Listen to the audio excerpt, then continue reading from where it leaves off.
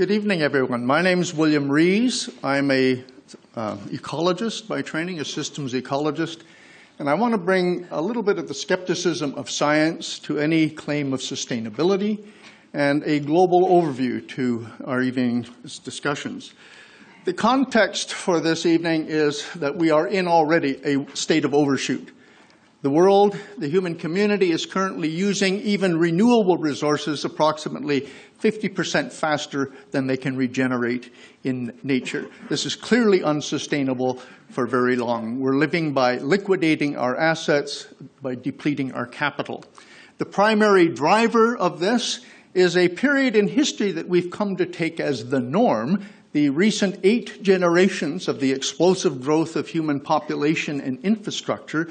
But this recent period, just 200 years, a tiny fraction of 1% of human history, is the single most anomalous or abnormal period in the history of humanity. But the point for tonight is that it's entirely funded by the abundance of wealth generated by cheap, abundant fossil fuel. Secondly, what goes up must come down. No species, no system can grow forever in a finite space. And indeed, if you look at the history of human civilizations, to quote one of the most famous historians of this in his book, The Collapse of Complex Societies, what is perhaps most intriguing in the evolution of human societies is the regularity with which the pattern of increasing complexity is interrupted by collapse. If we remain on a business-as-usual course, as we seem doggedly determined to do in British Columbia and Canada, we will be contributing to 2 avenues in which this collapse seems increasingly inevitable. The first is accelerating climate change and a whole variety of other ecological degradations that we haven't even begun to address yet. We are already at a point on the planet where arguably the unaccounted costs of growth exceed the benefits. This is an unusual period in our history, a period of uneconomic growth, which makes no economic, let alone ecological sense, and in the end, it could bring us down. Alternately, rising demand, diminishing supply in energy, minerals, fisheries, and so on and so forth, competition for capital, unrepayable debt, and the increasing costs for everything may well create a situation in which economies one by one implode. We're seeing evidence of that already. The evidence is clear. Climate change is happening. There is no question. We've seen a 0.8 degree increase in mean global temperature. We have seen that extremely hot weather events have increased by a factor of 50 in recent decades compared to the period prior to 1980. 12 of the 14 warmest years in the instrumental record have all occurred in this century, et cetera, et cetera.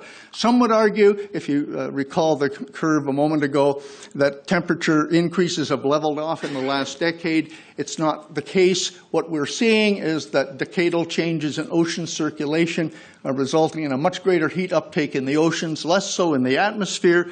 The Earth's energy gain, that's to say the net gain of energy on the planet, is almost a half a watt, a little more than a half a watt per meter squared on a continuous basis, and this is equivalent to exploding 400,000 Hiroshima-type atomic bombs every day, 365 days a year. That's the world in which we live.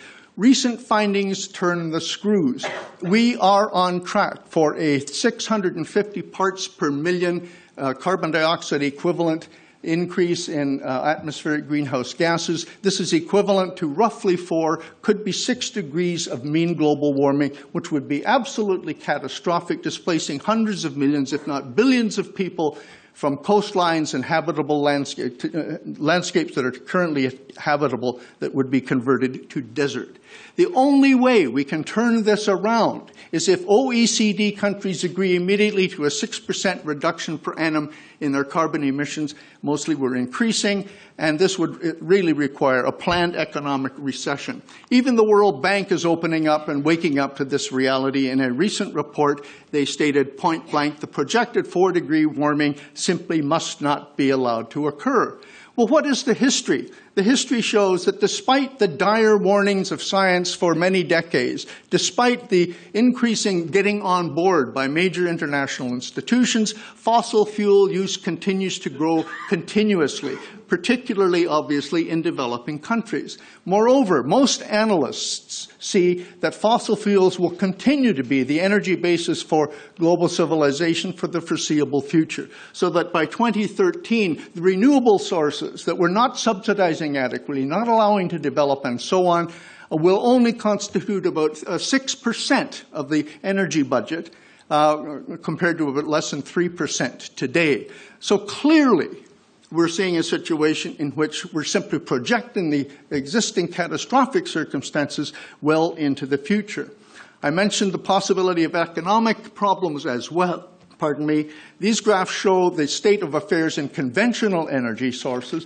We're seeing in the last several years $500 billion of investment by some of the three largest oil companies on the planet, leading to no increase and indeed falling production. Clear diminishing returns. Conventional oil has peaked and is in decline at the rate of about 4% per year. New discoveries have not matched consumption since as far back as 1986. Better technology is raising the amount we can recover, but conventional production is still falling at that 4% per year. 37 countries have passed post-peak already, and we need the new production of a new Saudi Arabia every 3 to 4 years just to maintain and grow supply. It's not happening. And natural gas liquids and artificial crude, such as we get from Alberta oil sands, are barely maintaining global supply, so that we're in an undulating plateau that may well begin to decline shortly. The same is true for the major minerals underpinning global society. If you read about this, it'll scare the pants off you, but the facts of the matter are that increasing investment is not leading to greater discoveries or production of the key minerals underpinning global society. Renewable energy, because of a lack of investment, the technology is available, we could do it. But the fact is that right now, practical substitutes for petroleum in key areas must satisfy these criteria. They haven't made it yet. Cheap, abundant, increasingly available, transformable into a liquid portable fuel similar to oil, and non-polluting. Any form of renewable energy, understand this because it is key, any form of renewable energy that cannot economically both produce itself and all the infrastructure required to make it, as well as provide all of the energy surpluses needed for everything else in society, is not a viable alternative to petroleum. So far, no form of renewable energy meets these criteria, and indeed, in total, the alternative sources are no substitute for fossil fuel. If that's true, this is the future we may well be facing, because of a combination of uneconomic growth resulting in catastrophic changes to the world's climate and everything that impacts, as well as the economic problems I've already mentioned of diminishing returns, competition for capital resources, and so on and so forth.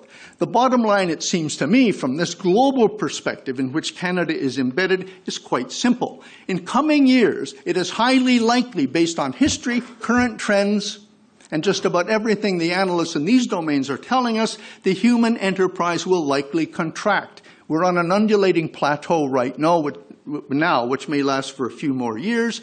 But the point is, an intelligent, forward-looking, plan-capable, moral species could theoretically change this situation.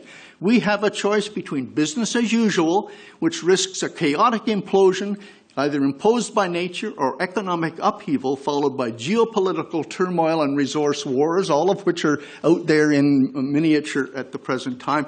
Or we can come together, exercising those most human of qualities, high intelligence, the capacity to cooperate, the capacity to plan forward, and we can engineer an orderly, cooperative descent toward a socially just sustainability for all. It's our choice. A recent study just last week concluded collapse can be avoided and population can reach equilibrium if the per capita rate of depletion of nature is reduced to a sustainable level. We've got to get out of overshoot, and if resources are distributed in an equitable and a reasonably equitable fashion. Thank you.